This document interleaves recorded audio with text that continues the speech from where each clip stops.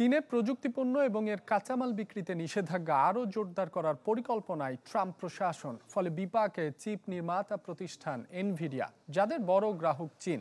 প্রতিষ্ঠানটি একদিকে যেমন চীনের গ্রাহক হারাচ্ছে, অন্যদিকে চীন দেশীয় চিপ উৎপাদনে জোর দেয়ায় বাড়ছে প্রতিযোগিতাও। উৎসবের খুশি হবে নগদে বেশি, কারণ ঘন্টায় ঘন্টায় আছে গিফট জেতার সুযোগ।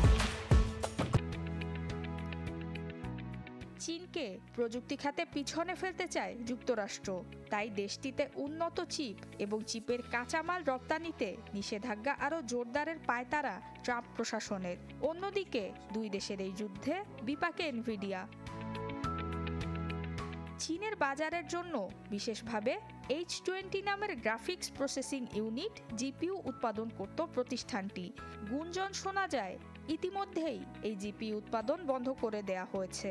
চীনে জিপিইউর অবৈধ পাচার এবং তৃতীয় পক্ষের মাধ্যমে যাতে পণ্য বা কাঁচামাল না পায়, সেই উদ্দেশ্যে নতুন এক নিয়মের খসড়া তৈরি করে গেছেন প্রাক্তন প্রেসিডেন্ট জো বাইডেন। মে মাসে যা কার্যকর হবে। ফলে 150টিরও বেশি দেশে জিপিইউ বিক্রিতে পড়বে নিষেধাজ্ঞা। ফলে বাড়বে প্রতিদ্বন্দ্বী হুয়াওয়ের ব্যবসা। এনভিডিয়ার মোট বিক্রির 15%ই হয় চীনে। সম্প্রতি ডিপসিকের উত্থানে শেয়ার বাজারে প্রায় $600 বিলিয়ন হারায় এনভিডিয়া। বছরান্তে 78% বিক্রি বেড়ে ফেব্রুয়ারির শেষে এনভিডিয়ার লাভের পরিমাণ দাঁড়ায় $39 বিলিয়ন।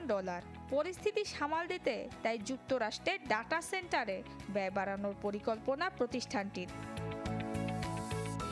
নুসরাত মৌমি, চ্যানেল 24।